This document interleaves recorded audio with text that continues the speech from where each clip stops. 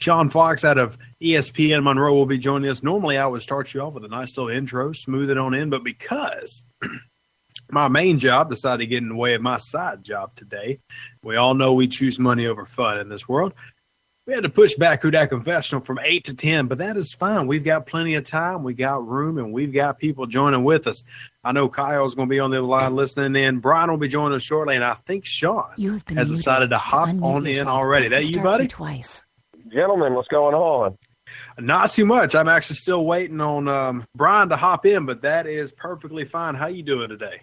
Man, anxiously, I guess, awaiting another postseason without the black and gold in it. So I say I'm anticipating it, but I guess I'm really more looking forward to the draft at this point. Look, man, I feel you. It's kind of sad because I felt like this year there was no anticipation for me. There was no, going to the Eagles on a playoff road game. Can we win? For me, it was, I knew this was coming. So I've been preparing for the draft for weeks now. I guess it's kind of sad. It's like I'm back in the old school Saints days, but I'm with you, man. I'm looking forward to the draft. You would think that, but I tell you this, and I'm sure you'll agree with me. Once the Super Bowl was probably the worst thing that ever happened, because you can't ever fully appreciate.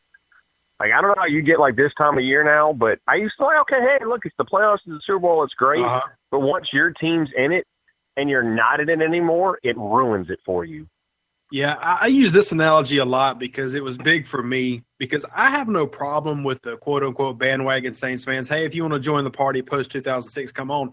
But for me, everybody's real big on the Super Bowl, but I remember a day that was just as big as that game, though not in, historical magnitude. But when we won our first playoff game under Hassel after the Ditka years, just the emotion, the excitement, just the feeling of the people, that's the only experience I've had that's up there with the Super Bowl. And we've definitely lost that, because now go back to even the 90s where Moore was tapering off and then Ditka came in, 7-9 would have been an amazing season. Finishing first in offense and second in scoring offense would have been unheard of. And it actually is unheard of in Saints history. But now, and I'll admit I'm even like this now, we've gotten so spoiled by Sean Payton and the new Saints that where we are now, we're just so disappointed.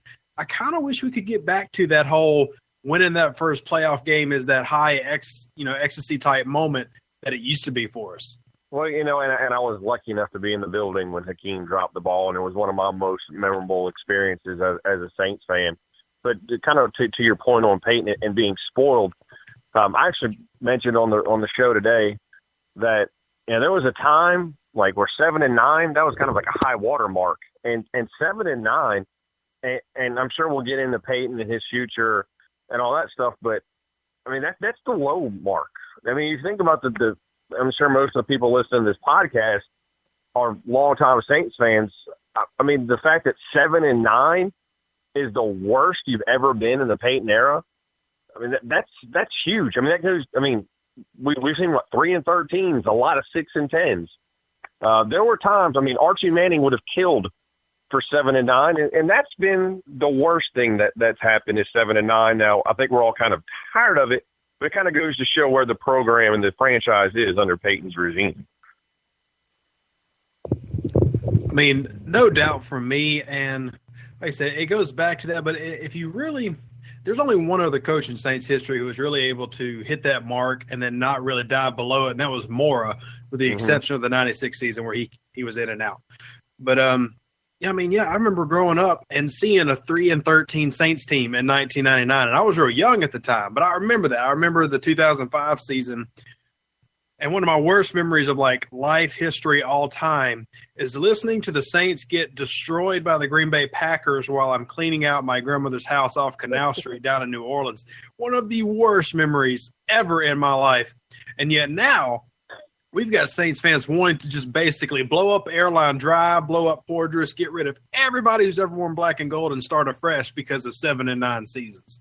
Well, we'll kind of go to your point and how life experiences kind of mold you and it kind of makes you the way you are. Like we're talking about the draft. One of the reasons that I'm such a big advocate and I love the draft so much is I actually look forward to the off season almost as much as I do in the regular season when we get into free agency and the draft, because growing up as a Saints fan, that's all you had to look forward to was the draft, because we were so bad year in and year out. So through that, I've got my love for the draft, because that was the Super Bowl for the Saints at some time, was getting, hey, it's the draft, and maybe this is going to be the year that we get the right guys and they're going to be successful. And then my love for radio came from growing up down in New Orleans and down in Mandeville and going through Saints games blacked out. Like, the games, they were so bad, the team wasn't set up, they weren't on TV. I mean, that's unheard of now to think of. But so my way of seeing the Saints or following the Saints was through radio, and that ended up giving me my love for the radio business, and that's how I got into that. And for those of you who don't know, Sean here actually is with ESPN up here in Monroe and Ruston. So just to give you a quick plug, this isn't the 1940s and the fireside chats anymore. You don't have to be up here to listen to his show, and I recommend that you do. You can check it out online, and I'm sure Sean can tell you how to do that. Well, the technology is amazing. There's 1,000 different ways you can listen to it. I mean, obviously, if it's somebody up in this area, it's ESPN 97.7. And people, it's going to blow their minds who are listening throughout the state. It's actually the largest all-sports station in the state of Louisiana, like out of Monroe. Yeah, it's the largest all-sports. Now, of course, WWL, we all know is a flamethrower down there, but it's not an all-sports station. They do a lot of talk as well. So we're proud of that, to be in the biggest sports station in the state in Little Monroe, Ruston. But also you can listen on the app now. Go to your Play Store, ESPN 97.7, just Google that. And then on our Facebook page, then this is the new thing with 2017 we're trying out. You can check us out on our Facebook page on Facebook Live. So there's 1,000 different ways, it seems like, to listen to the show now. Well, I want to make sure we gave you that quick plug, because we kind of moved into nostalgia here, contrary to what we do a lot of times. But since I haven't got to really talk to you, it's fun to be able to share those experiences that some other listeners might have heard before, but then to get to really spitball back and forth with other people's, Saints experience is pretty cool. Well, you mentioned the draft being your big thing, but when I was growing up, my thing was stat tracking, and that's one of the reasons I cared more. And I'm gonna just admit this to everybody and get flamed for it. I was looking forward more to, one, Michael Thomas breaking the rookie receiving record, and two, Mark Ingram hitting 1,000 yards than I was the Saints beating the Atlanta Falcons. I know, blasphemy.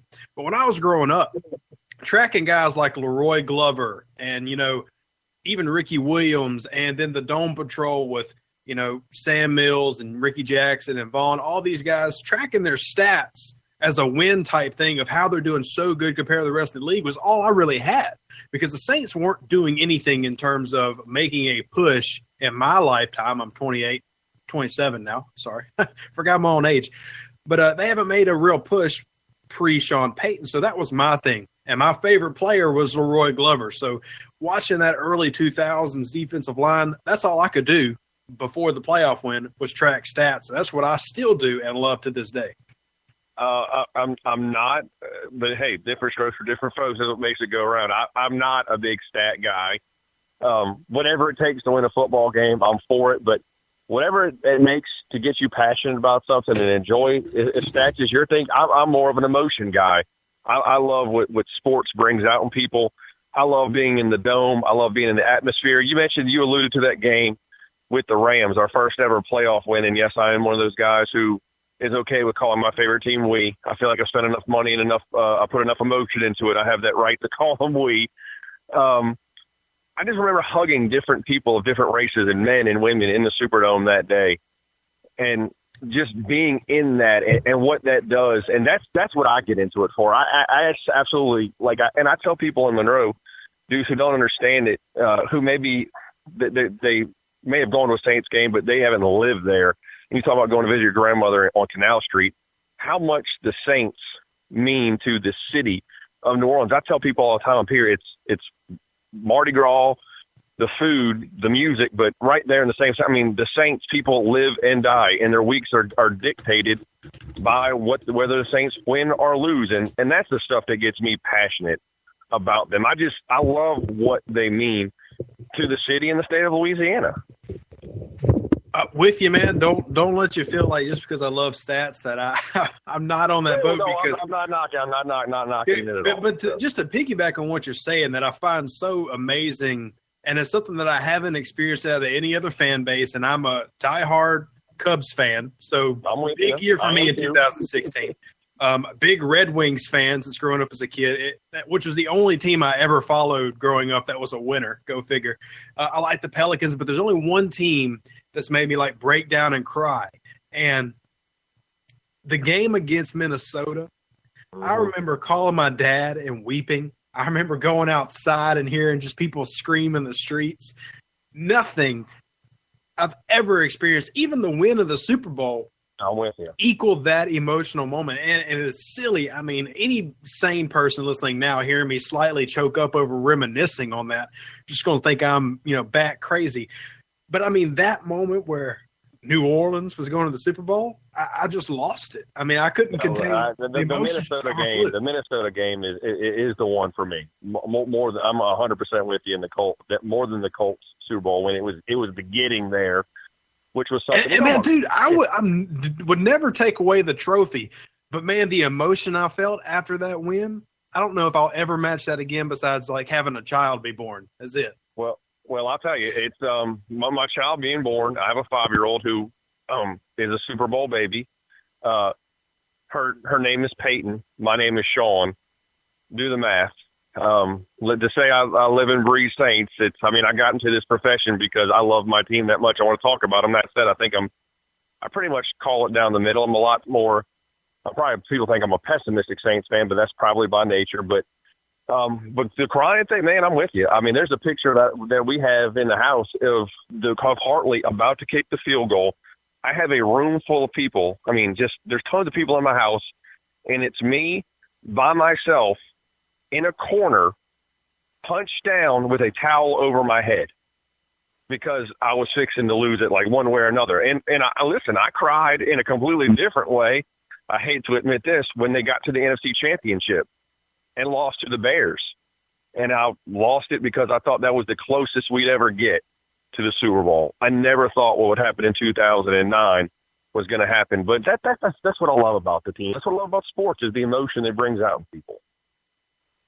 Yeah, man, it's it's now stuck in my head. And I'm one of those people, like, I don't just buy the collector's DVDs and sit them on the shelf and they collect dust. I go back, especially during seasons like now, I'll go rewatch the 8 games I have from the 2009 season just to try to relive a little bit of that, to keep that flame kindled. Because let's be honest, especially the drama. There's one thing that's come with Peyton that we didn't necessarily have, maybe with Ditka and the Ricky Williams deal. There's just so much drama, especially media infused. No offense to you being a media member.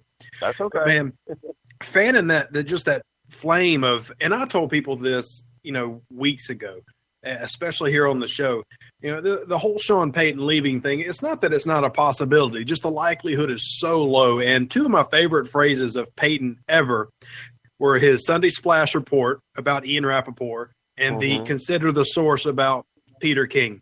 And yet that was 2 years in a row for this exact same subject. And then when it comes out again, it's like Saints fans just fall face first right back into it, believing it. And I'm not saying it's not possible, but the relationship that Mickey and Sean have, the fact that Tom Benson has said that Mickey Loomis is the greatest hiring he's ever done, and means he's not going anywhere that I can see, especially since he's got his hand in both of Benson's money pots.